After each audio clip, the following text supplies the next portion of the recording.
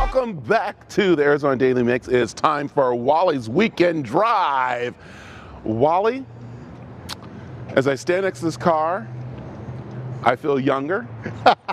I look good, but I don't know. You said it can't tow an RV. I don't know how I'm going to get to the RV park in this, but. Well, okay, so probably what you need to think about is it's a hybrid. Okay. You know, I like that. So it doesn't tow an RV, but it is a hybrid. If you're a green kind of person and you're looking to do the environment some good, and you're a hot rodder too, this is probably the car you're looking for. So this is the 2021 Acura NSX. So, and I've seen it in another color. I don't think I've seen it in this red before. I think I've seen it like in maybe a yellow or something. Yeah, yellow. Is that the one in fact, that's what yellow is one of the new colors. This one is actually the Valencia Red Pearl that's been around. Acura, the NSX is one of those cars that's hand built back in Marysville, Ohio.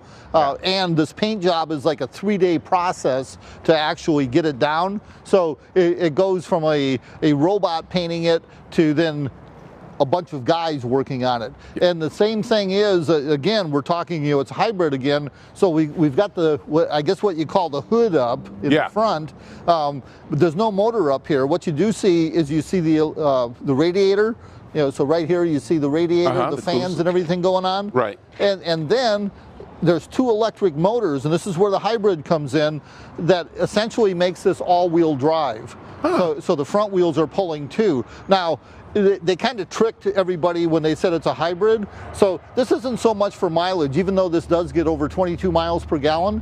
It's more of a power enhancer to give you all-wheel drive, because this thing, if you put it in race mode and in launch mode, goes 0 to 60 in 3.1 seconds. You said not race mode, launch mode. Launch mode. Launch mode. Yes. That's it makes you feel like the space shuttle too, because when it hits, it goes fast. It really Let's go inside here, because this is pretty neat. I know let's take a look inside here. Okay, so the first thing that we notice right here, aerodynamic, like all hybrids, flat doorknobs for aerodynamics. Also on this, you're going to see a whole lot of carbon fiber accents, whether it's the ability for air management along the top, or speaking of the top, the whole top is carbon fiber here. This car only weighs 3,800 pounds, and it's making 573 horsepower. So in other words, someone can actually steal it by just picking it up. If they're big enough, and I'll tell you, if they can pick it up and walk away with it, I'm not going to say nothing. So, and I see that it's Tektronix, right? Is that what it's called, the paddle shifting?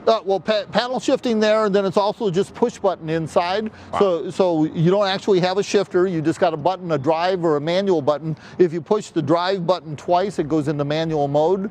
And then the big center knob there in the center there, right in front of the shifter, actually takes you from what they call quiet mode, which is like the eco mode that uses the hybrid a little bit more, right, to sport or sport plus, and that's where it really brings things to life. Yeah, and they have the racing seats in there that, of course, a guy my size can't fit in. Well, maybe. I barely fit in, and I'm like 5'10", so if you're over 5'10", you're probably going to be pinched down a little bit. All right, we have a couple minutes left here. Let's talk the engines back here. Yes, engine. Okay, so this is called a mid-engine. This is a 3.5-liter V6 in here with twin turbochargers. And if you look on the side, some of the vents right here, there's intercoolers in here that actually cools the air charge right through, that comes down through here and goes into the engine.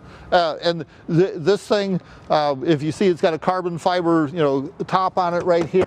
That's got to come off. You really can't. I mean, these things are like non-serviceable, from the general consumer. You do have to take them back to the dealer, but the technology on this is just over the top, and the performance is over the top too. And the mileage for this kind of performance, frankly, at over 22 miles per gallon is pretty impressive.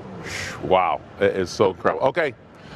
Yeah, I know. Now you want the non-impressive part. Yep, give me the ballpark on this bad boy. Okay, so this car, as tested right here, $197,995. Now, they do start at about $140, and that maybe doesn't include the wheels, I'm not sure. But it's definitely, it is a daily driver commuter car, believe it or not, and frankly, it's pretty comfortable. I spent about 200 miles in it yesterday and was able to get back out. Love it.